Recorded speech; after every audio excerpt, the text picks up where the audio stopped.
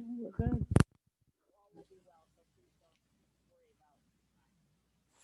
We're live. Well, welcome everyone. Bienvenidos, bonjour. Glad to have you with us here for our 38th week of Cultivating Voices live poetry from wherever you're joining us in the world. Well, we are here today for our 38th consecutive week of live poetry and our final new books showcase of 2020, featuring poets whose books have come out during the pandemic.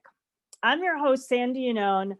I'm the author of Boats for Women from Salmon Poetry that came out in 2019, although it was on deck for 2020 as well. I want to thank you for joining us today live from our Zoom poetry studio, where we have some audience members, as well as those of you who are watching us live on Facebook. It has been a true joy to work behind the scenes to arrange the reading of the three poets that you'll be hearing from today. And before I introduce them, I want to share a little bit about Cultivating Voices. Cultivating Voices live poetry began at the end of March in response to the shutdowns and has developed into an international, intersectional, intergenerational reading series and poetry community with over 2,000 members worldwide. We alternate weekly readings between a live open mic where we invite 8 readers for 10-minute sets. Signups are always on the Thursdays before our reading.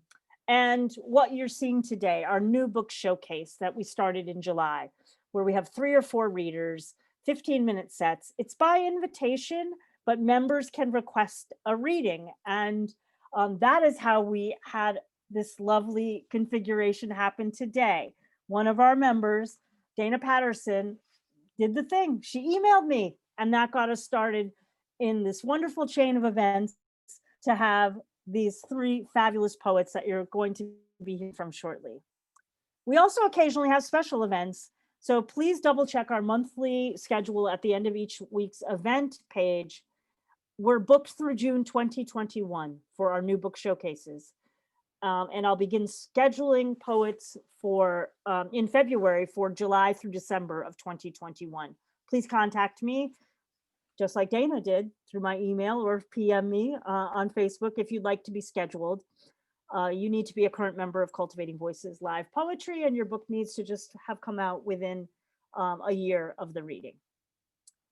A reminder that next week is our last week of poetry for this extraordinary, unprecedented year of 2020. A year we're very hard pressed to forget because of the pandemic, but also I think because of the way it has amplified poetry.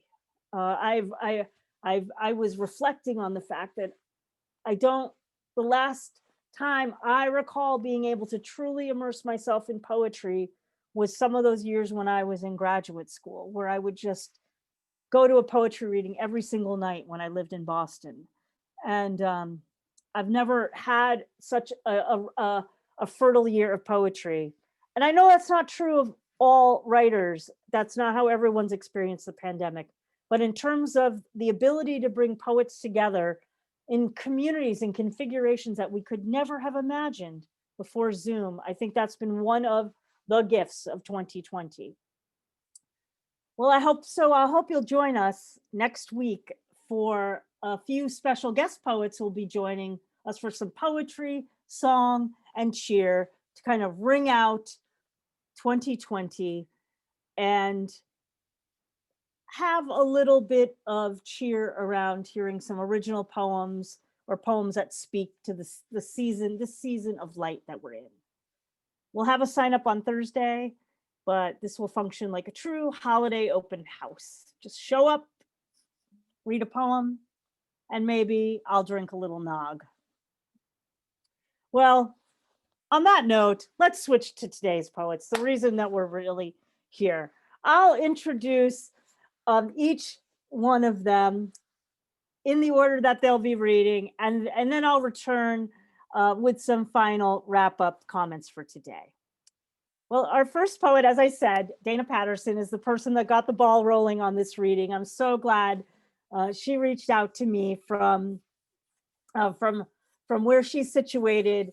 Normally only a few hours north from where I live, but today we're coast to coast. I was so glad when she contacted me to say, hey, my book's out, can we do a reading? And that prompted us having the three wonderful readers that we have today. Well, Dayna Patterson is the author of Titania in Yellow from Porkbelly Press, 2019, and If Mother Braids a Waterfall from Signature Books, 2020. Her creative work has appeared recently in Anye, The Maynard, and Tahoma Literary Review. She is the founding editor-in-chief of Psaltery and Lyre and a co-editor of Dove Song, Heavenly Mother in Mormon Poetry. She was a co-winner of the 2019 #Dignity Not Detention Poetry Prize, judged by Ilya Kaminsky. And of course, you can visit her at her website, which I'll put in the chat. Would you please join me in welcoming Dayna Patterson? Thank you so much, Sandy, for that generous welcome. And thank you, Dawn, for being a technical support for us today. Thank you for hosting us. I'm so excited to be reading with Jami again. We read together, was it in June, Jami, or July? July, yes. And it was such a wonderful experience. I feel like Jami is such a deeply generous and lovely human being, and I'm just excited to be reading with her again. And I'm excited to hear Paige's work. This is just a huge thrill. So thank you, thank you. And thank you, audience, for being here for poetry. It's lovely. I am going to read a few poems from my book, If Mother Braids a Waterfall, which came out at the end of February. And I, of course, like many 2020 book babies, you know, all of the events got canceled in this horrific domino effect. So I'm just really grateful for virtual readings like this one that Sandy and Dawn have put together and cultivated this wonderful virtual literary community. I'm really grateful. A couple of caveats I like to offer about this book before I read from it. It is a book about my ancestors' conversion to Mormonism, as well as my deconversion from Mormonism and kind of wrestling with that ancestral legacy. I want to affirm that I believe everybody's spiritual journey is very unique and very personal. And even though at times I'm critical of Mormonism in this book, I want to say that it's not a book that is supposed to convince anybody to leave Mormonism or to stay. Again, spiritual journey, deeply personal, deeply sacred, and I wouldn't want to interfere with that at all. This is my journey. I'd also it comes across as a critical in places of polygamy, and I want to say also that I am in favor of all kinds of loving formulations that are consensual and mutual. Where I have a problem with polygamy is when there is emotional or ecclesiastical abuse that is involved. So I like to offer those two caveats and clarifications before I read. So the first piece I'm going to share with you is the first piece. It's called The Mormons Are Coming. Mormons bring a handmade wreath of white mesh, silver ribbon, tinsel sprigs, a cheese and potato casserole, an offering of white lilies. Mormons bring a package of diapers, a green onesie, a purple turtle quilt. They bring a musical mobile that dangles Eeyore, Piglet, Tigger, and Pooh. They surprise you with a 2-foot Christmas tree, white lights, red balls, and a golden star. They bring cranberry orange walnut bread, gingerbread, cinnamon rolls. They say, I'm sorry for your loss. They say congratulations. They say Merry Christmas.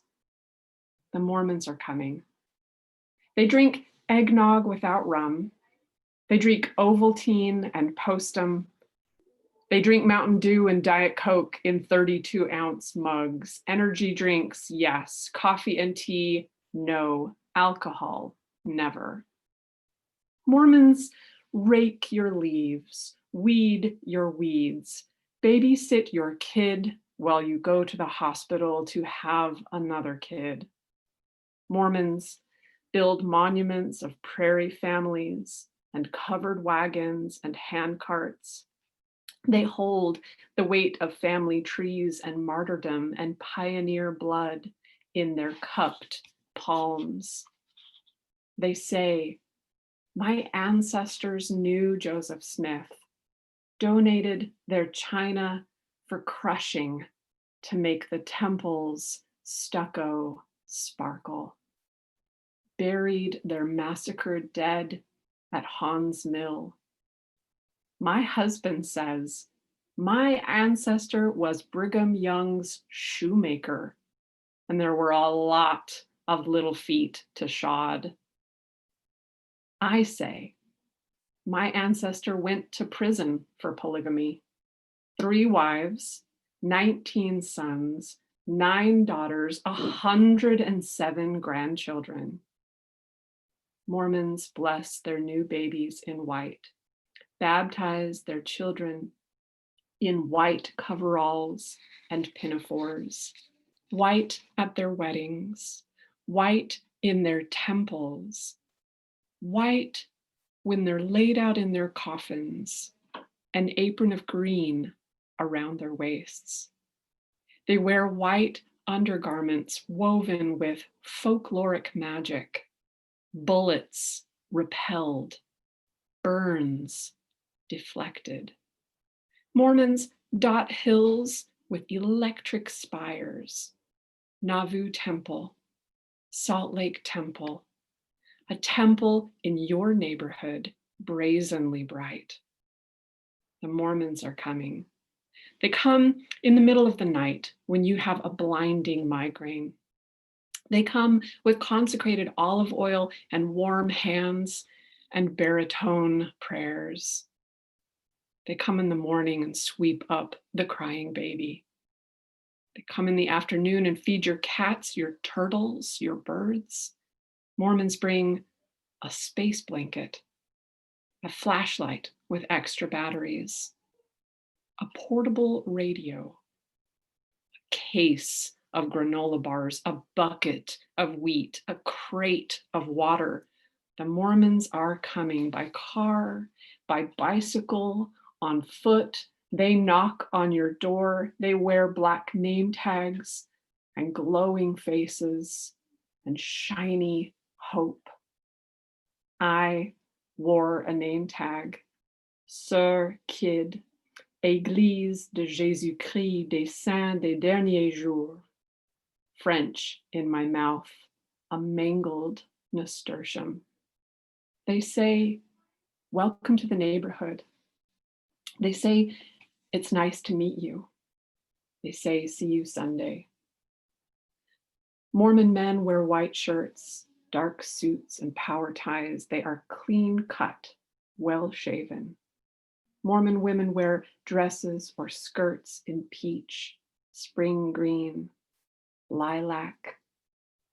Few rebels wear slacks. Mormons say, follow the prophet. They say fathers preside. They say men have priesthood, women have motherhood. Mormons gather for Sabbath in low church chapels. They shush their gigawatt kids and pass silver plates of torn Wonder Bread, trays of water in thimble-sized paper cups.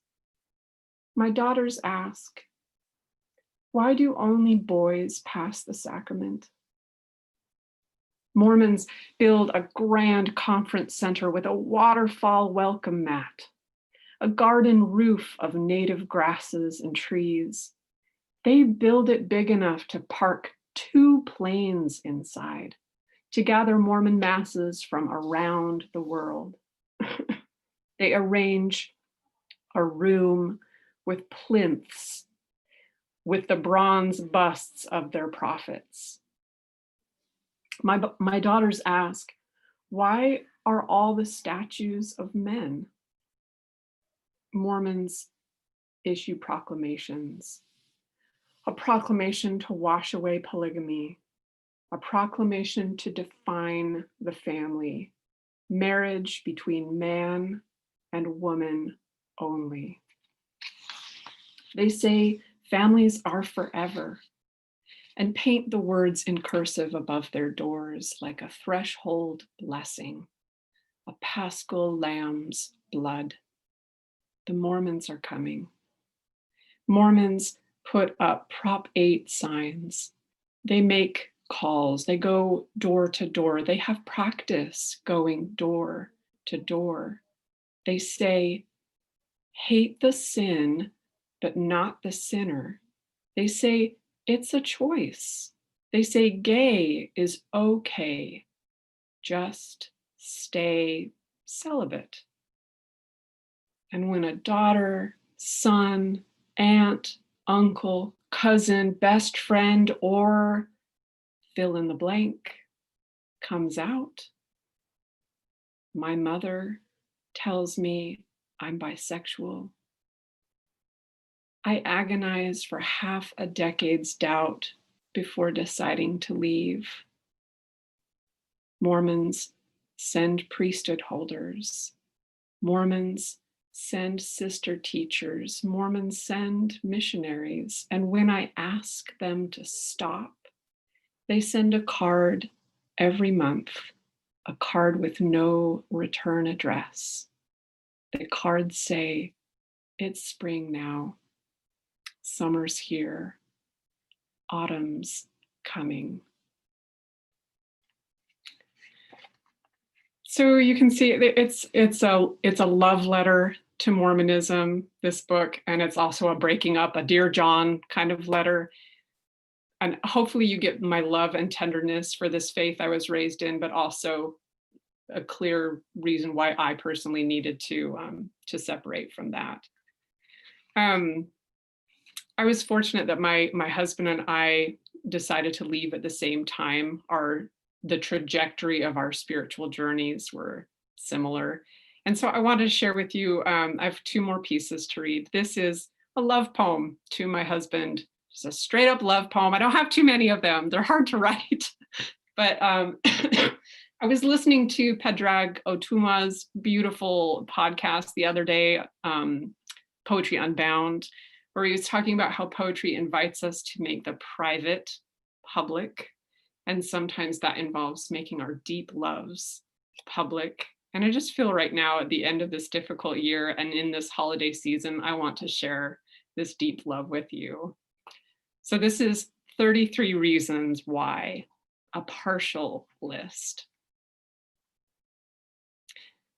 Because the glazed strawberries at the restaurant are red hearts waiting.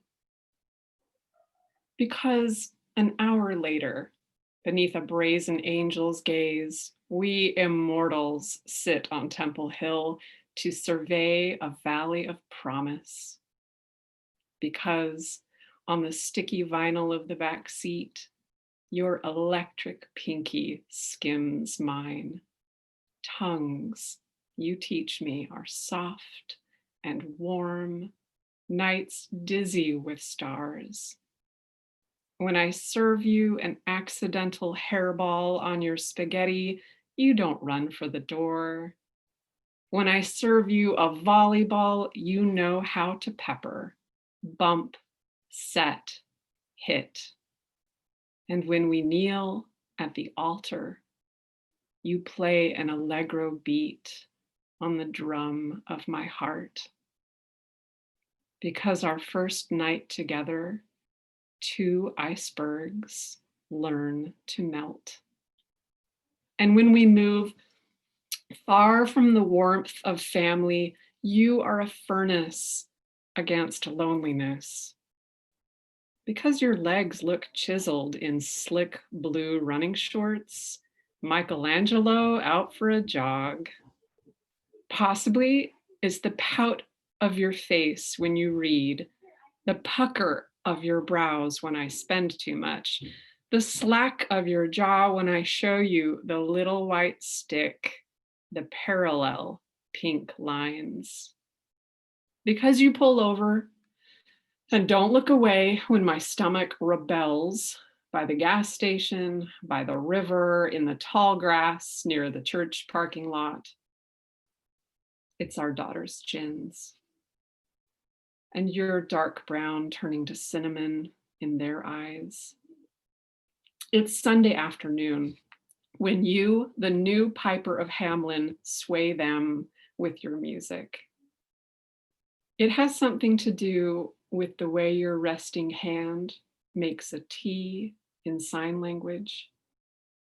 It has everything to do with your whispered mi amor and my answer mon amour.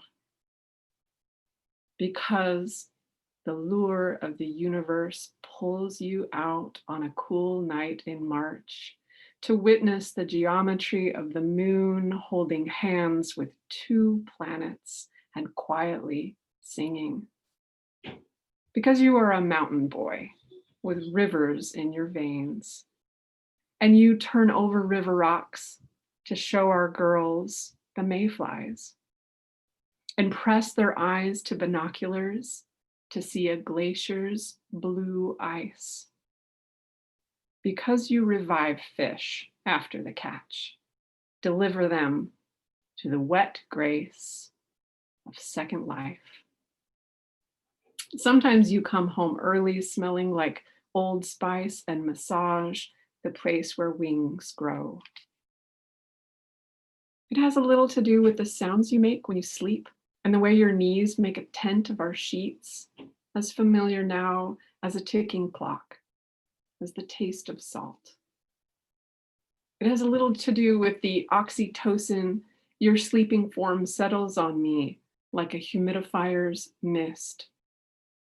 And when the cat of my sadness leaps onto your lap casually during dinner, you let it sit there, feeling the bones of its shoulder blades with your thumbs.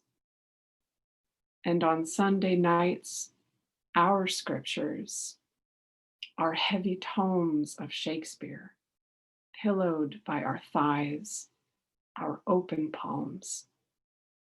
It's the brown and red and silver in your beard.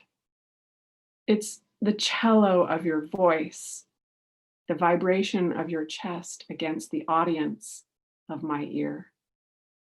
It's slow sex at midnight in soft, half asleep dreaminess. Because I hate to share, and because you don't believe in polygamy. Because both of us are part rose, part thorn, and because breath is better from your mouth, still warm.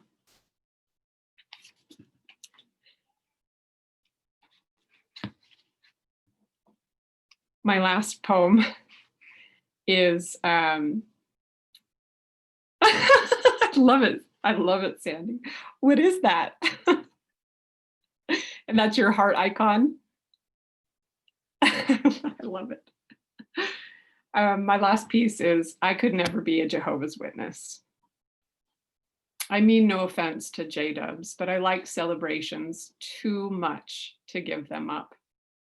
I love the smell of the pumpkin I gut with my girls, the plink of the seeds in the bowl of viscera, Jack's crooked grin lit by a candle. I love the pause in the rush of life for a day of grace, the long table laden, and the bowl of olives I place by my plate. They are Russian fur caps on my fingertips. I love the lace doilies and pizzas shaped as hearts, the chalky taste of our conversation.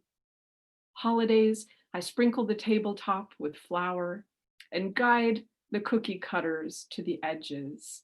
Circles would not be the same. I would miss birthdays, ache to whip up the cakes my kids pick out, like strawberry with blue frosting and candy pearls. Those pearls I won't give up, not even for God. And anyway, my made to order deities would be the smiling kind, the rolling laughter, the squeal and clap after candles blow themselves out, cheering for our little light. Thank you so much.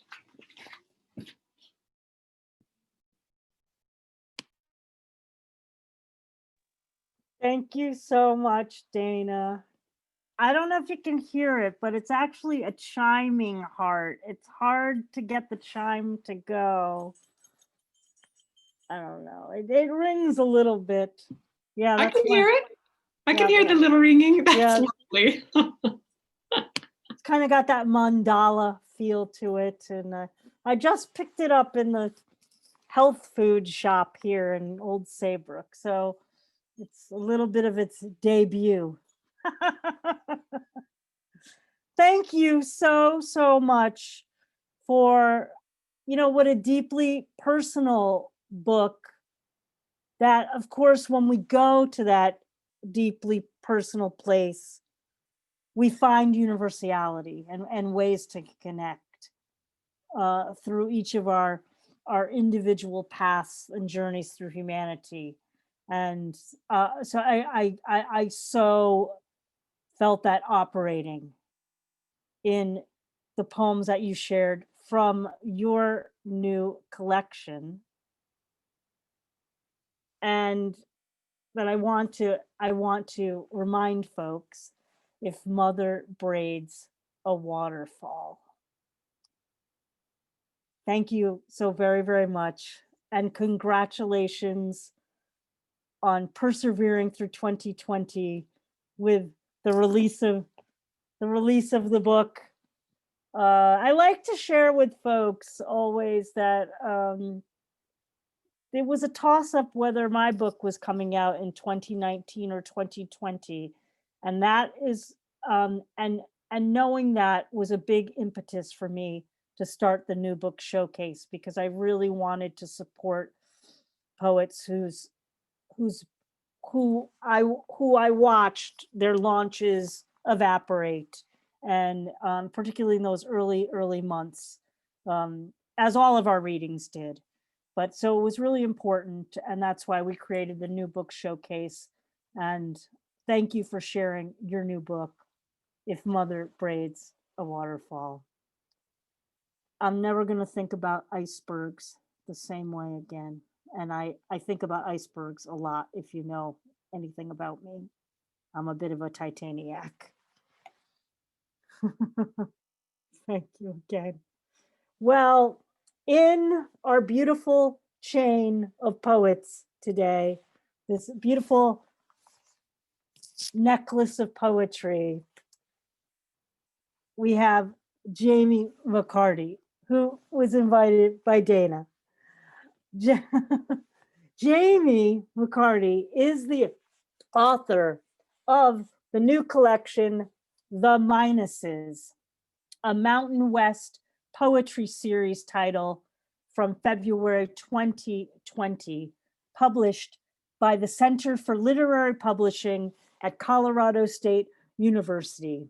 She is also the author of 3 chapbooks of poetry, including Mind of Spring. The Minuses, her newest collection, is winner of the 2020 New Mexico Arizona Book Award for Poetry Arizona, and Mind of Spring was the winner of the 2017 Vellum Chapbook Award.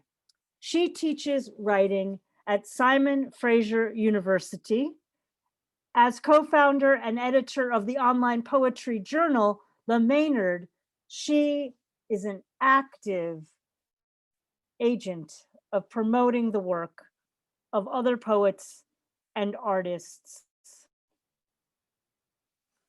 passionately. Would you please join me in welcoming Jami Macarty?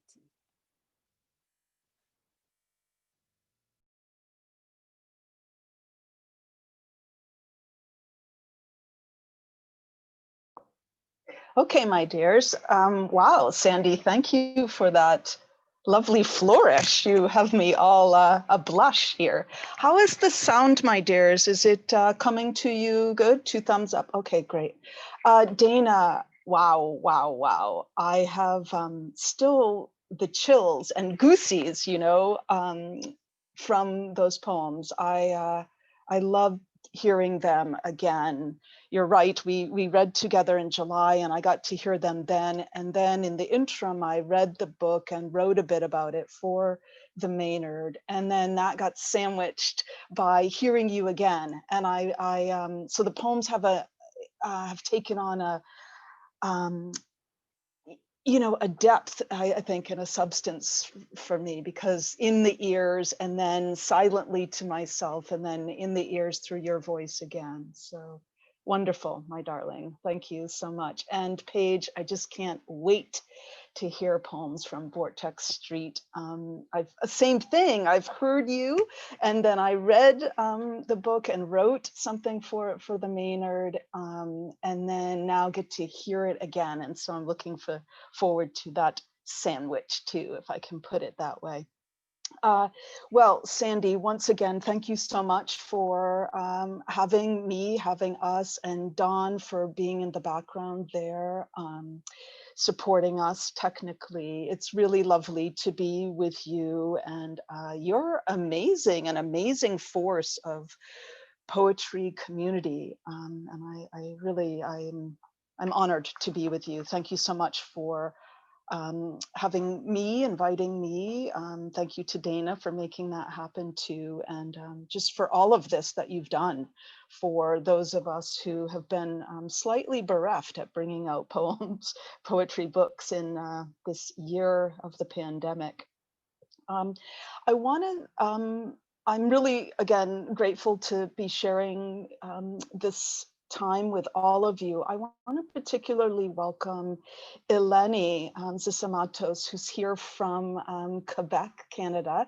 And Eleni is the publisher, editor-in-chief at Vallum magazine. And she, of course, is instrumental in bringing to the world Mind of Spring, the chapbook that won the Vallum Chapbook Award, and 2 of the poems from the Minuses, one of which I think wants to be read today. We'll see when I get there.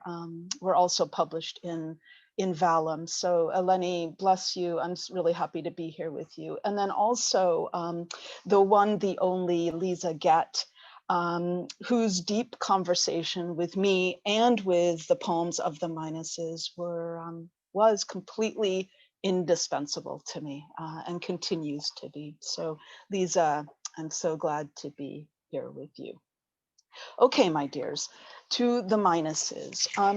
Let me orient you ever so slightly to these poems. The title might cue you to what's happening here. There are many kinds of minuses that are taking place in these poems, particularly endangerments, as I'll call them, to the fragile ecologies of Earth, and particularly the segment of the Earth where I am, the region of the Earth where I am, which is the American Southwest. And the very amazing, most magically diverse bioregion of the Sonoran Desert. Now, sometimes I live in Vancouver, BC, but I just migrated south with the birds here. So I'm in the desert and reading to you from there, from these poems.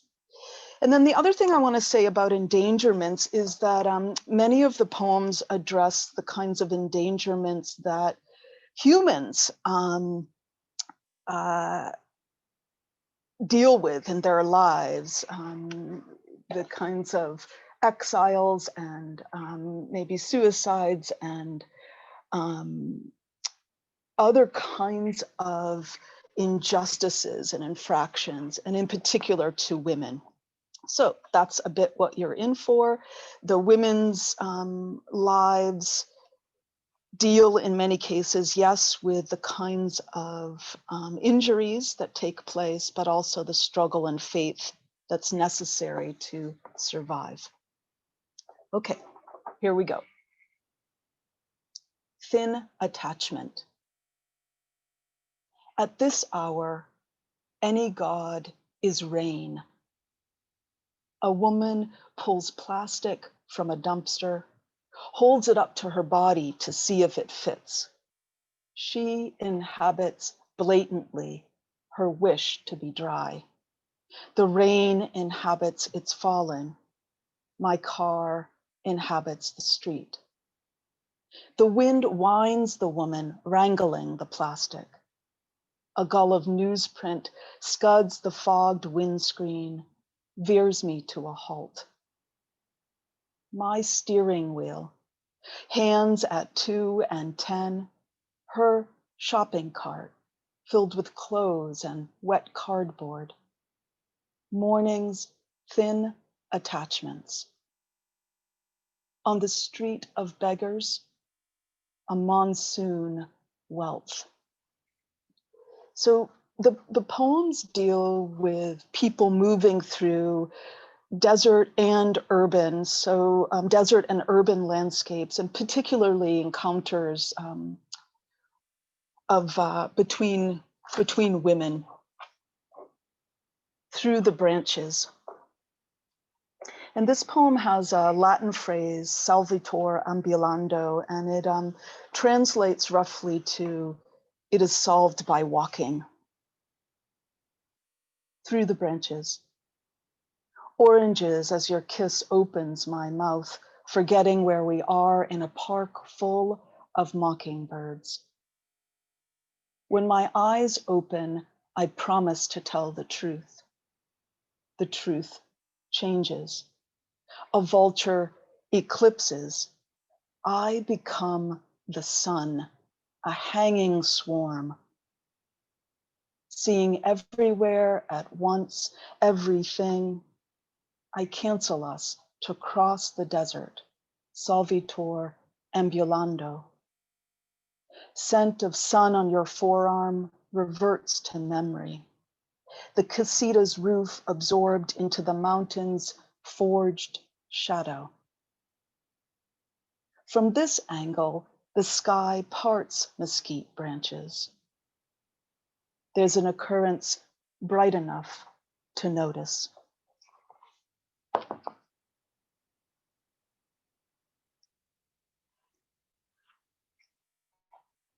Many of the women and the people in the moving through the desert, through these landscapes, are seekers. Mountain hypotenuse. My airstrip counters his.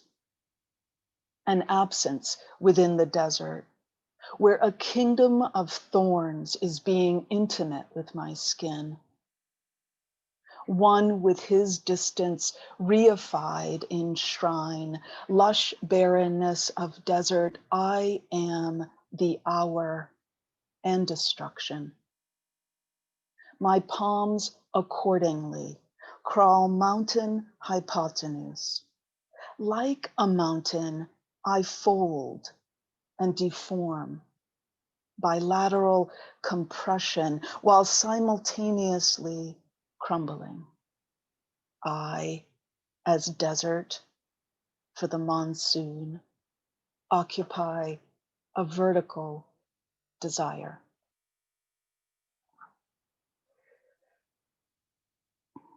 Logic of opposites. Palo Verde's blossoms, tiny Brassy trumpets play to the ground, jaundiced chords. Under fraction of crooking stamens, remnant sea, limestone strata. Asphalt accelerates the day shift toward rainbows, double blues. Logical sky, curve-billed thrasher, airplane, sun glinting an underscore. Fear rabbit approaches butterfly chair. The mechanical infuses the natural. More Latin, natura nihil frustra facet. Nothing in vain in nature. Helping nature is harming. We admire a beach-found dolphin skull, but not tuna hunting. The daisy asserting upward in the crack of paving slabs, prehistoric cliff dwellings, but not looting. Weddings, but not funerals. One without the other, unfeasible, as pianos flats without sharps. Isolation is invention. Any ruin song taken far enough includes its contraries. Genius may be the willingness to compromise.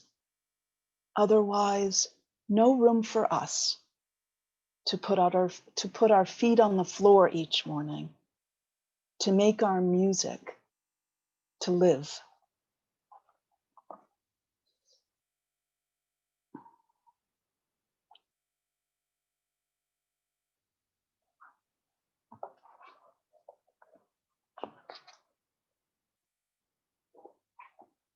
Okay, so this one is for Eleni. It was published in Vallum. Nor'easter, so go to the northeast for a bit out of the desert. The house on Atlantic Ave teeters on the embankment's edge. A feather could send it crashing. The black blue sea, there's no stopping, kicks in the door, strangles shore. House's floor, waters crashing and chasing feet. Walls, sand and froth, salt, an erosive coating. Wind, a burglar rustling shutters, whistles a tune about his weapon. Airborne gravel, a gravel of fists. Underneath that abusive sky, externalized and homeless.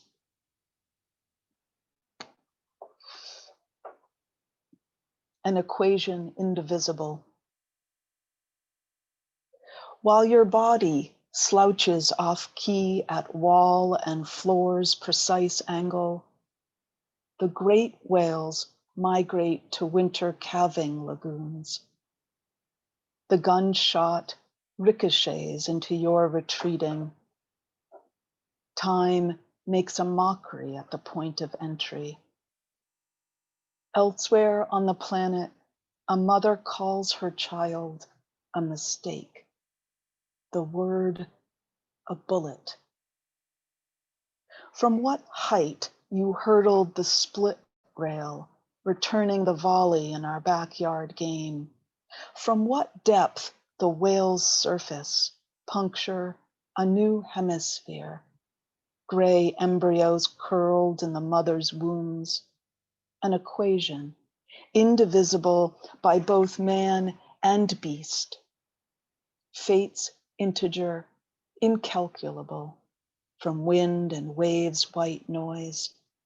The person pulling the trigger never hears the sound.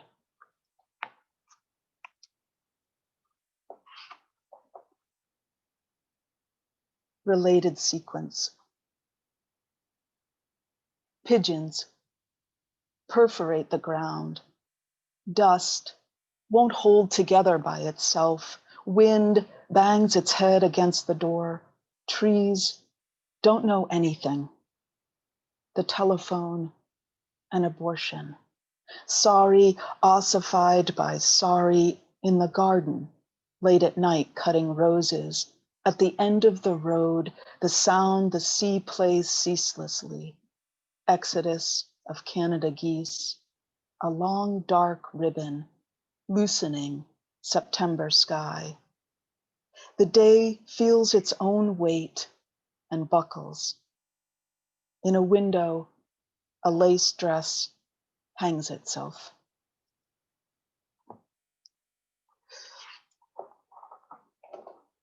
Epilogue. While she waits in a room of his knowns and unknowns, thinking about the threat of death, her jaw in ruin. Not everything's worth saving nor repair. He says she's logic in the right argument, lobbying in the right era. Her motivation hunts the Atlantic shore, where the hostaged horses of Salisbury's carousel break free. Pretense stops.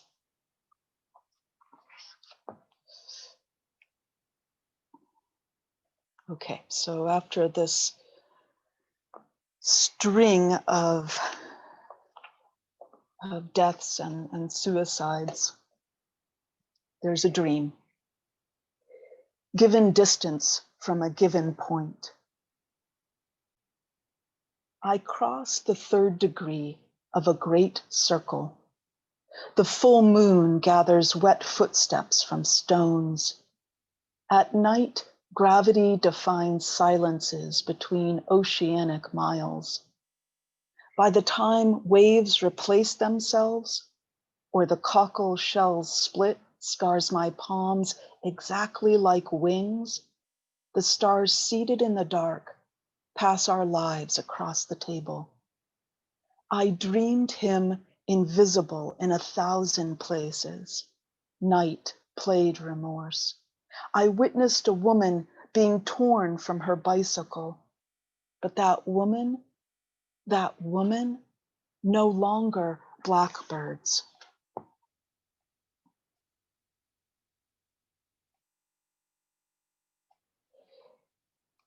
And then perhaps in a kind of reversal, there's, after much sorrow in the book, there's some anger, necessary, righteous kind of anger, extremity. What kind of a kit bag of solemn promise was that? What should have been a house is a house breaker. There, a trial, a triad, a trespasser to whom an illusory figment attached itself. There, a trellis to which a fiend vined himself. There, a tremor, a trench, a trend to which a trendsetter flaunted himself. And there, a fight to which a fighter trained herself. There, a desert of leafless trees into which the rat exited its midden, punctual as an owl at dusk.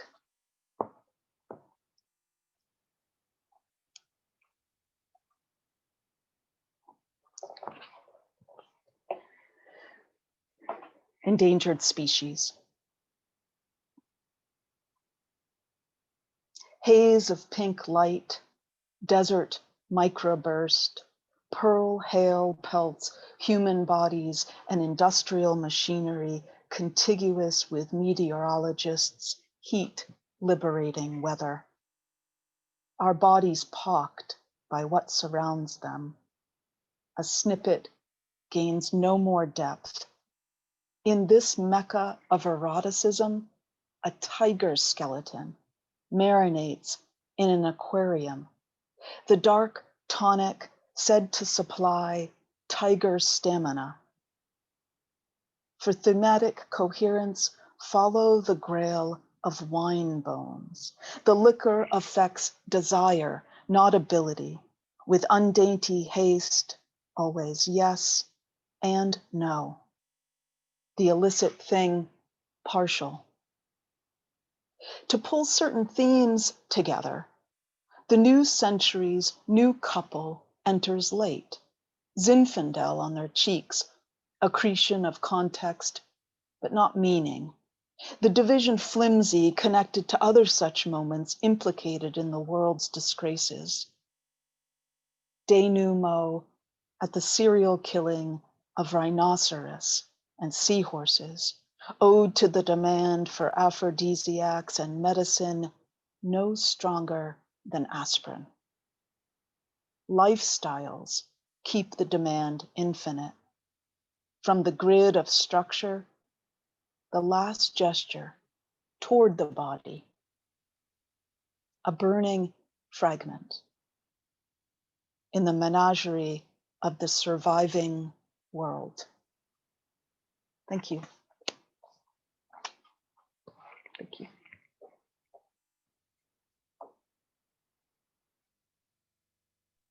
Ooh, wow, Jami. There is a reason that I come to listen to poetry week after week. There is a reason. I love nothing more than to hear the poet alight those poems off the page.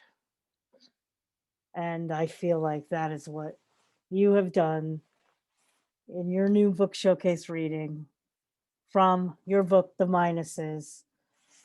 Wow. Thank you so very much. I cannot wait.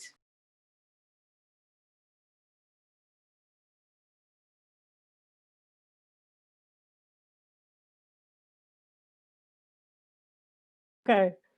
I must have hit my mute button. I was saying I cannot wait until I have the pleasure of having the echo of your voice in my head as I read those poems again from your book, The Minuses, a 2020 New Mexico, Arizona book award winner.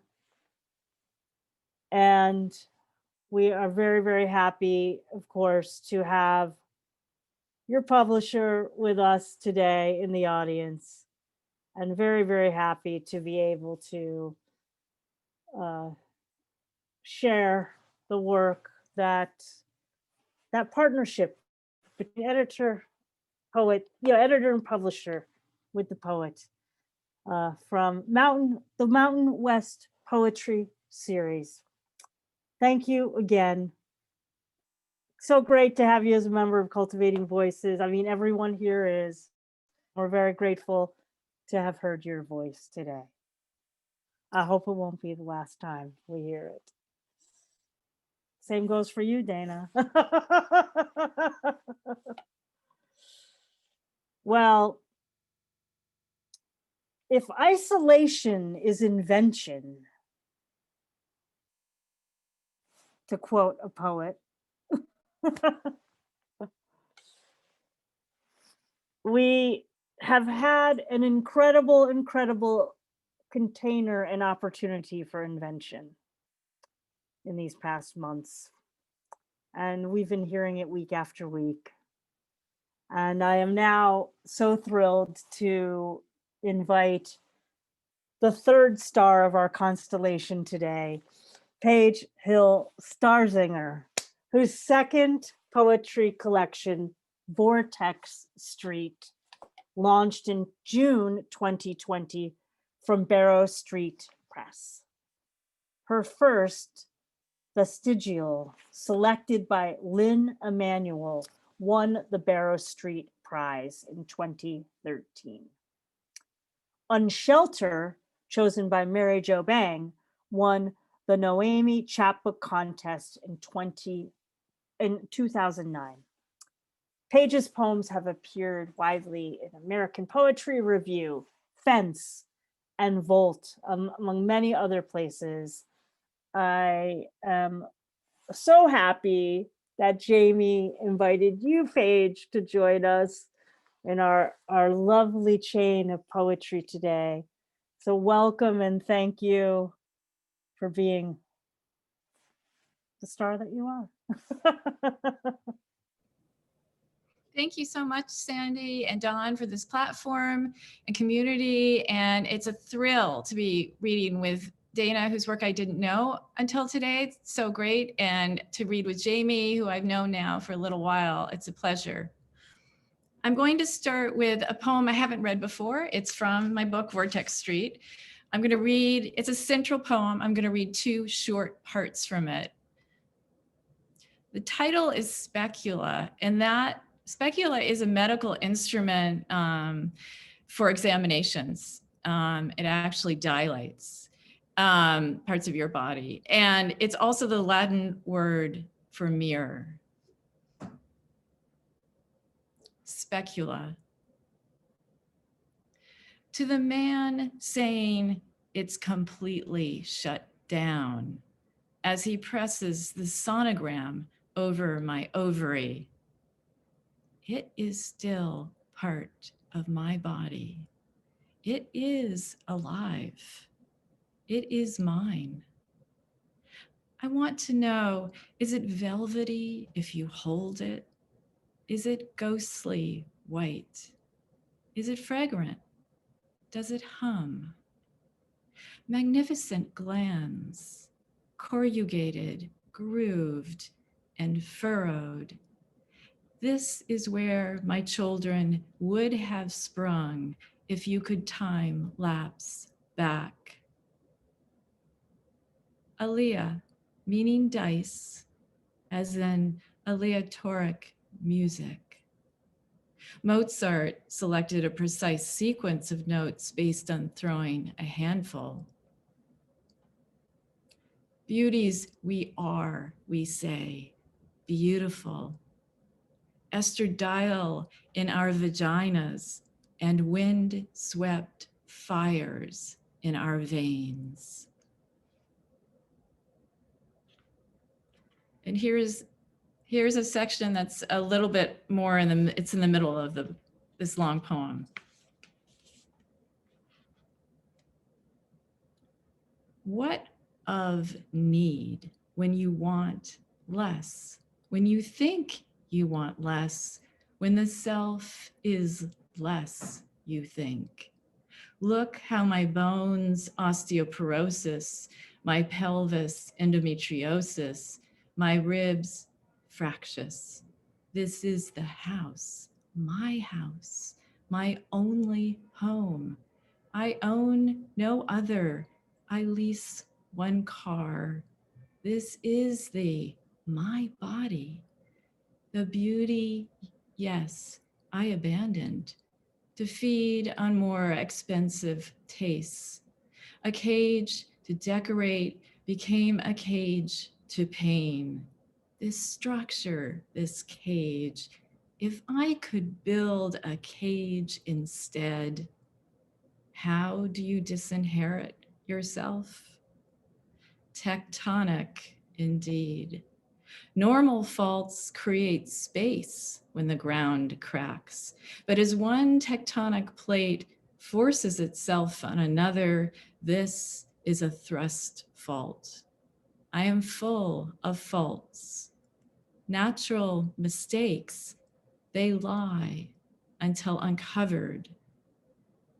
Fun fact, a fault under the Himalayan mountains pushes them up by a centimeter each year.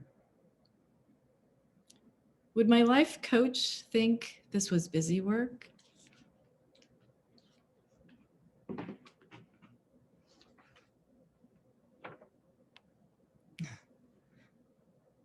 Thank you.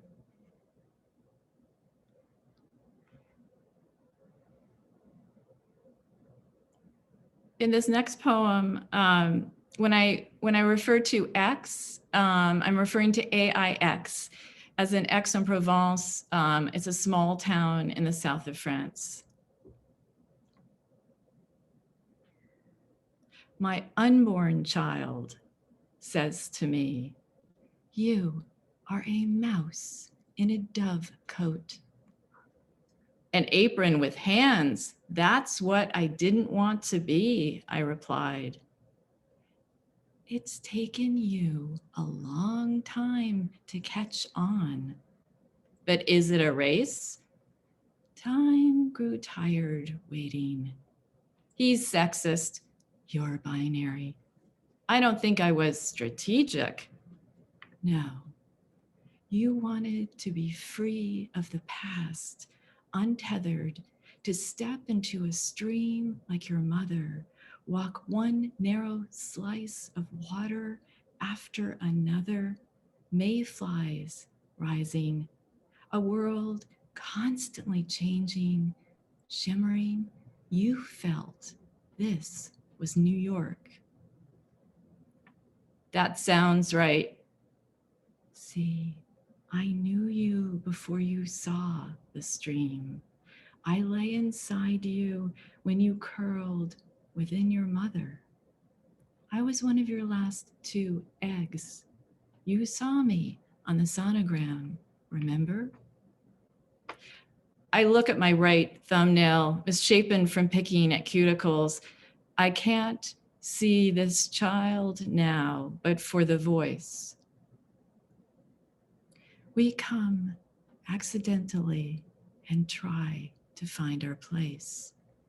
I have been hungry before in the south of France, the cypress, the picnics, the boys' lips, simply too animal, unprotected we were, but everything else receded. A blaze of heat pushing outward, filling me. Probably a late period, so I went to his doctor and he recommended a wash just from the pharmacy, nothing much. Yes, I recall. X comes from Latin for water. You have never been ready. I was pursuing the boy, and then you didn't trust your body again. I think it scared me. You worry too much about the past. Stop dwelling there. Where did you get so bossy? I mean, definitive. I got it from you, dear.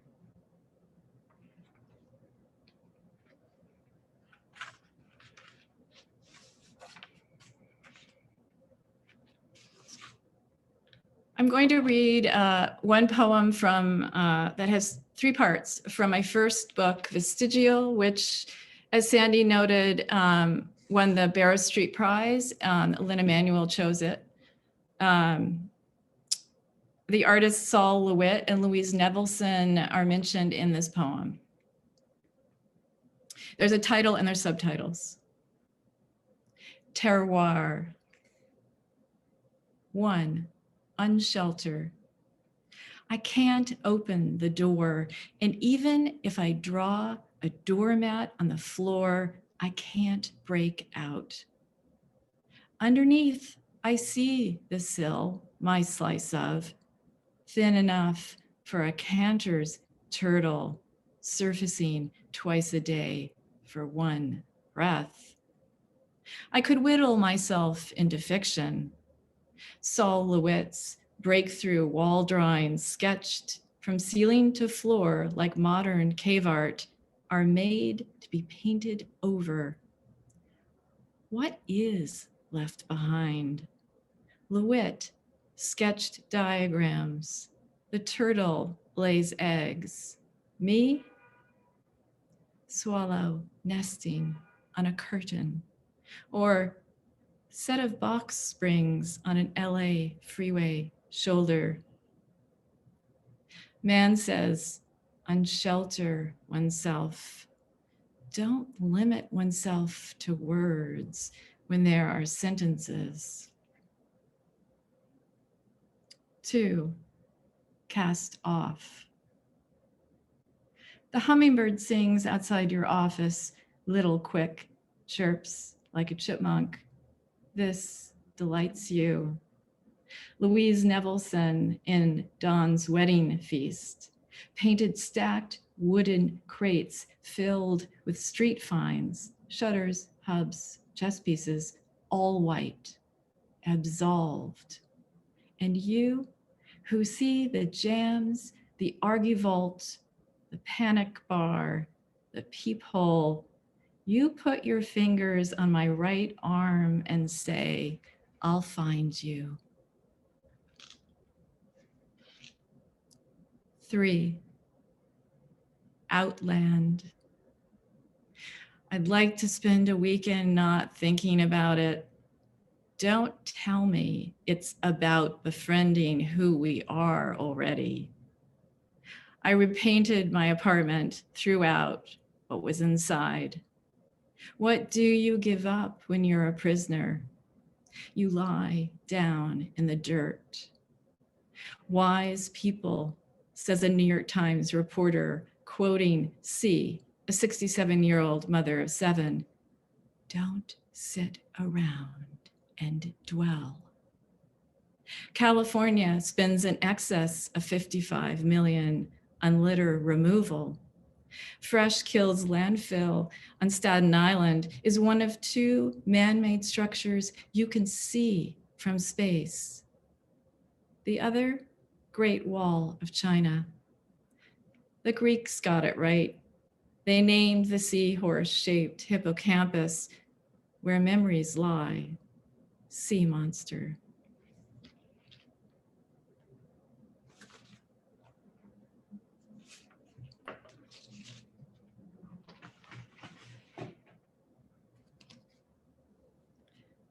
And I'm going to finish with 2 new poems in the typewriter.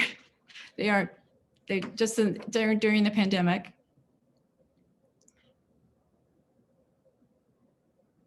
As maple trunks thaw, I was pushed out of my mother's body one April, cold and wet, in the 5th season of the year, a measure of frost and mud.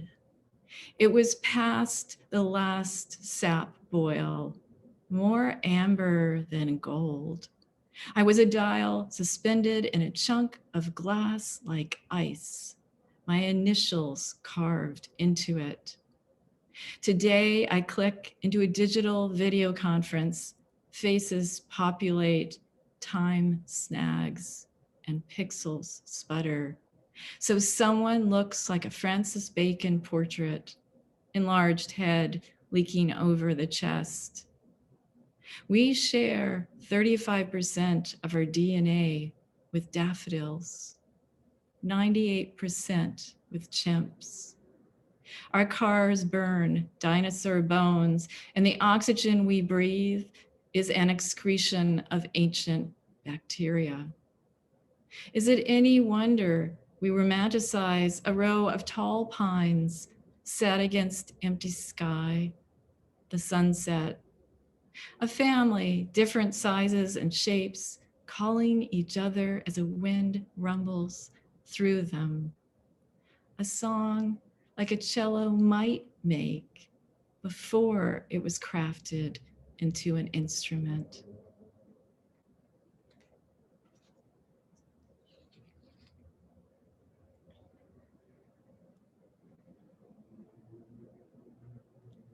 Thank you.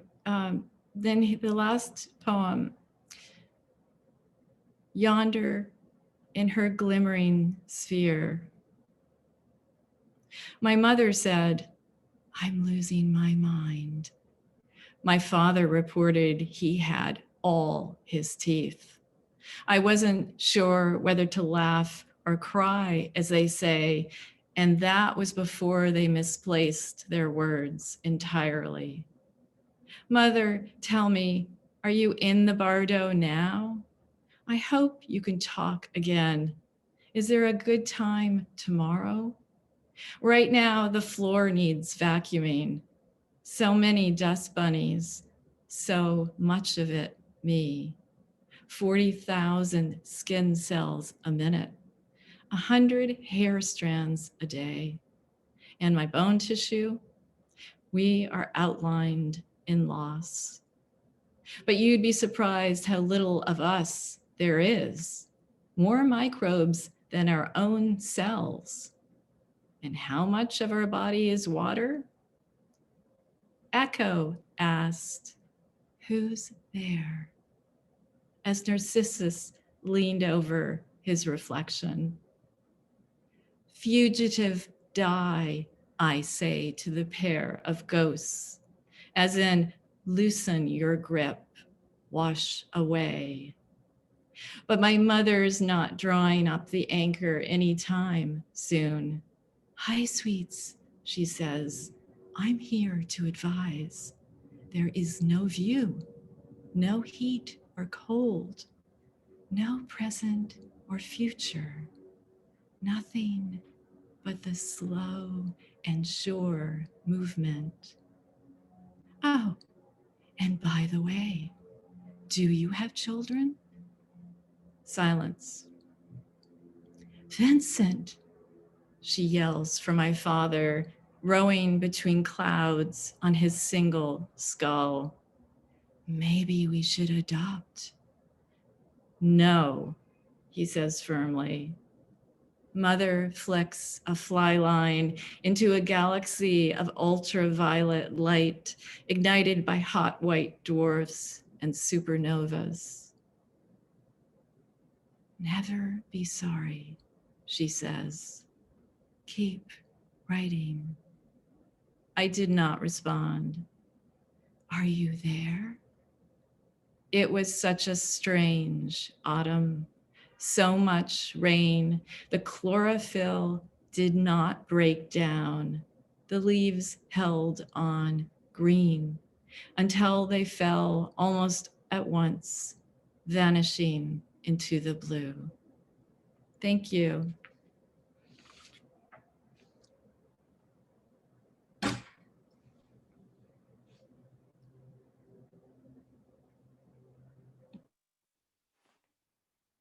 Thank you so much, Paige Hill Starzinger. I'm a little bit breathless after that final poem.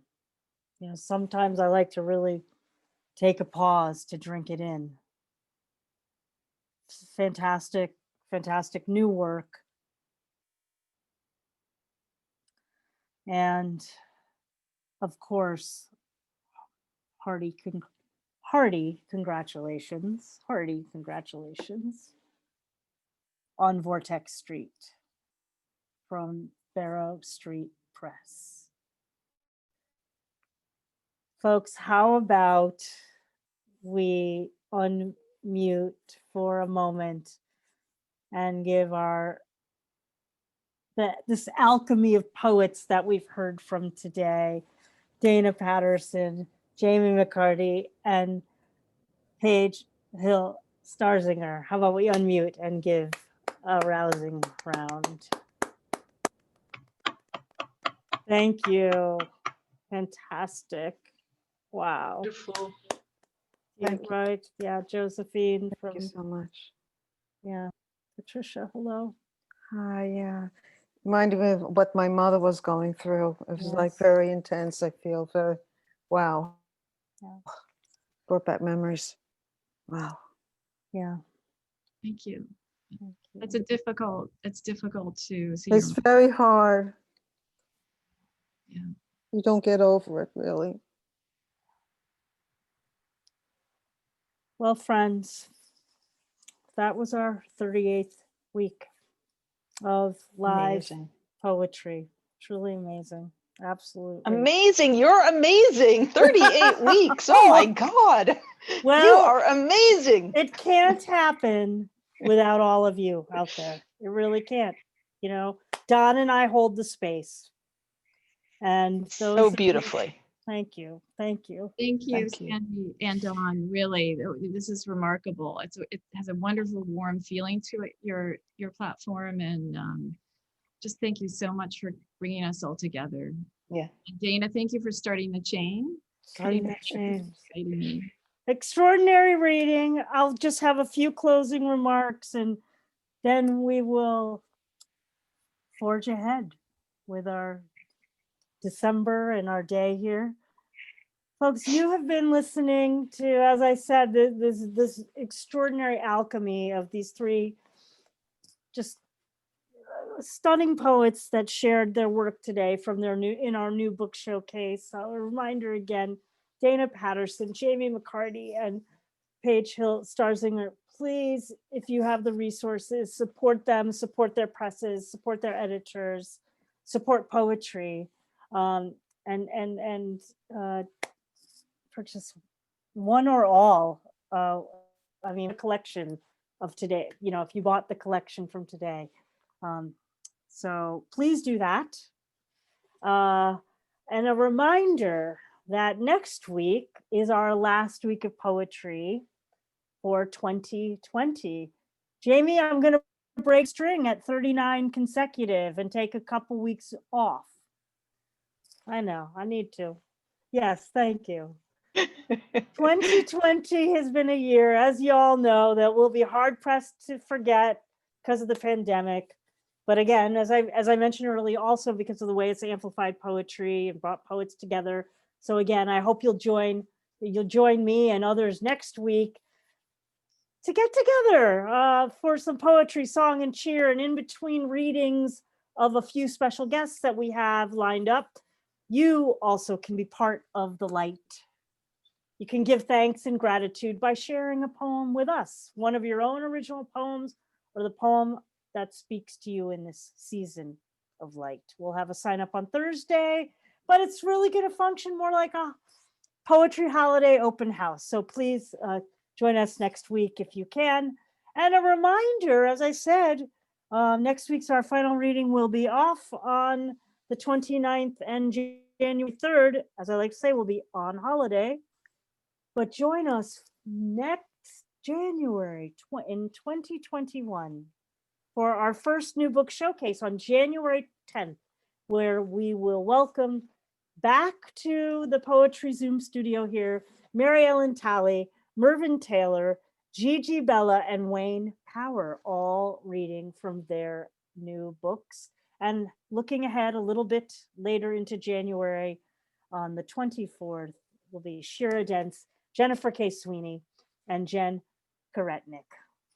Great. I mean, great. It just gets better and better and better. It's always fantastic. There's always magic when poets get together to share that. And you're going to be reading for me. I am going to be reading for Mention you. that. You're going to be also. reading with JP. With JP Howard. I can't wait. And Susanna And H. Susanna Case. H. Case. So, hey, Yes. that's January 20th. That's a great reading. January 20th. I know it's love both of them. January 30th. January 30th. It's the last Saturday of the month. You'll be getting the invites. Roxanne is going to take care of it. And that's the Brownstone Poetry Series in Brooklyn. Yay. Not, like I said, the Bronx last time. Oh, yeah, you remember that. Remember that? I did originally come from the Bronx, so. I know, I did. And Queens. Yes. Well, everybody, yes, I'll be reading on January 30th. So I have something to look forward to.